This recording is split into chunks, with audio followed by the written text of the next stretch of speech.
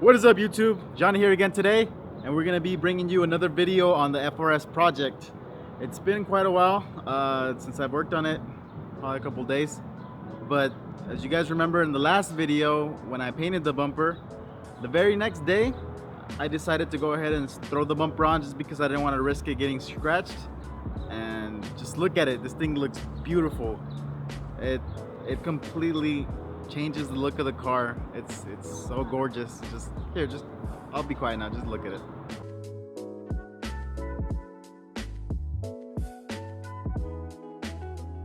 I know you saw something blue down there, didn't you? Well, that's another addition that I did to kind of liven up the underbody. Since everything is going to be visible now, I went ahead and added that, which is a Cusco rear member power brace. It helps stiffen up, the suspension a little bit. It's fairly easy to install. I think I did it within like 15 minutes. There's just 2 bolts on your rear subframe that you just take off, and you just go ahead and bolt that thing on. It's fairly simple. I did it really quickly. So now what I'm going to be showing you guys is, you guys saw before that I had splitter rods holding the diffuser. I'm actually installing 2 more just to make sure that it's rigid and it's not going to fall off on me, and it can hold downforce at 100+ miles an hour without the fear of it ripping off. So here is another one. These are just very simple in design. This is how this looks. It's just basically a rod with adjusters, and then on the ends it has like little C-clamps that just get bolted on straight to the frame. It's very convenient how they're placed, because you can get all kinds of different angles for them, and make them work to your situation. And if they're a little bit too long or too short, you can always adjust them or give them a different angle, and there's so many possibilities with these. So I'm going to be showing you something simple to how to install it. It's basically just drill holes and bolt it on. Obviously, you can adjust the rods just so that they're have enough tension on them. So let's go ahead and do that.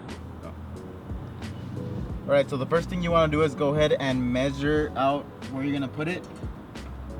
Sometimes you have to just kind of like give it a little glimpse. Try to figure out exactly how you want to go ahead and install this. It took me quite a bit to do this. So I already did one side, so I already decided on where I want it. I already know the distance from here to here. If anything, if you mess up, it's adjustable, so you could always extend it or shorten it. Right now I have it at the shortest setting, but I'm gonna go ahead and drill holes for it now. So what you're gonna need is a little drill, and you want it to have a drill bit that is about the size of your bolt. You don't want to drill anything bigger. This is a step drill, so in case I need to make anything bigger, but all you need is this first one, which is the 3/8. So I'm gonna go ahead and drill this now.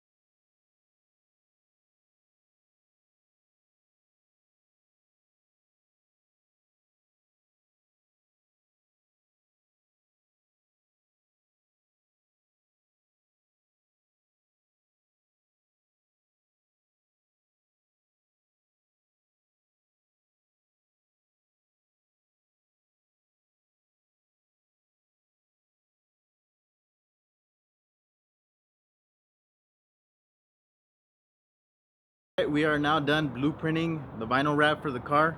As you guys can see, the little quarter panel on the Rocket Bunny actually needed to be rewrapped, so I went ahead and blueprinted that also. That way we can make sure that all the lines, line up perfectly onto the Rocket Bunny and there's no, mismatch going on there. So now that that's done, it's time to actually get to it and start installing the vinyl wrap. So let's go ahead and do that.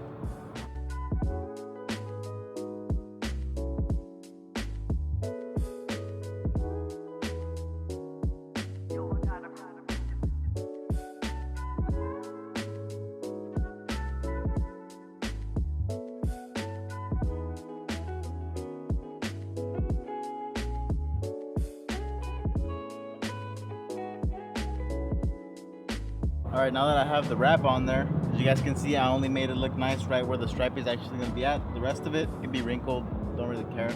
That's going to get chopped off. So one of the funnest parts to do is actually, chop it or cut it with the knifeless tape.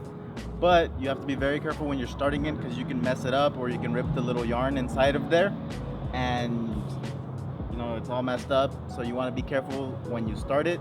As soon as you start it, it's just pulling it, the way that you want it to cut, and it goes straight through it like nothing.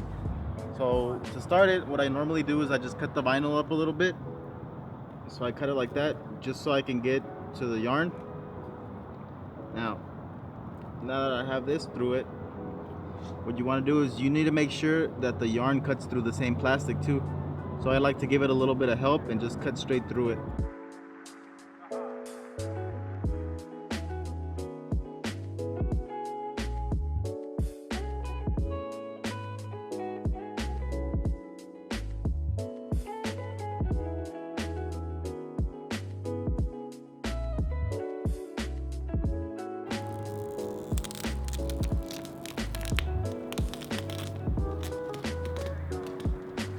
One of the biggest questions I get asked in the comments is, what is that around your Rocket Bunny kit? So this here is called rubber lining. It actually came with my kit. I believe I got the second generation Greddy Rocket Bunny kit that actually came with hardware, and it included the bolts and this rubber lining. If your kit did not come with the rubber lining, you can actually order it at your local OEM manufacturer or dealership. I've done this before with Honda. It takes them quite a bit to find it, but it's the rubber lining that goes on their OEM fender flares for any vehicle that runs them. You can definitely find it and you can get it. So after we install this, it actually gets put on with double-sided tape.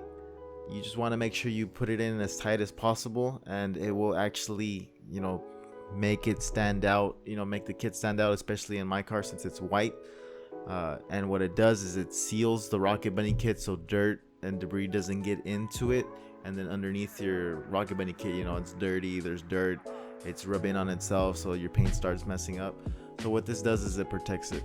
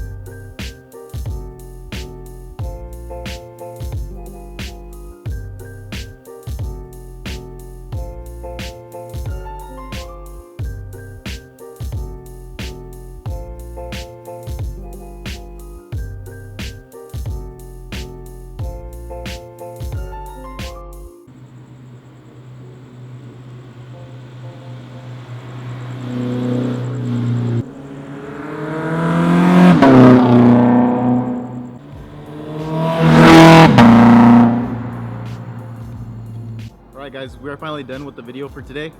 As you guys see, we finished up doing all the bodywork, basically the bumper, getting the vinyl wrap on. So that's done. we are not completely done with the aggressive setup. I still have to figure out a design for the exhaust. So I'm still kind of like brainstorming on what to do with that. And that's basically it. All right, so you guys have a great day. Make sure you leave a like,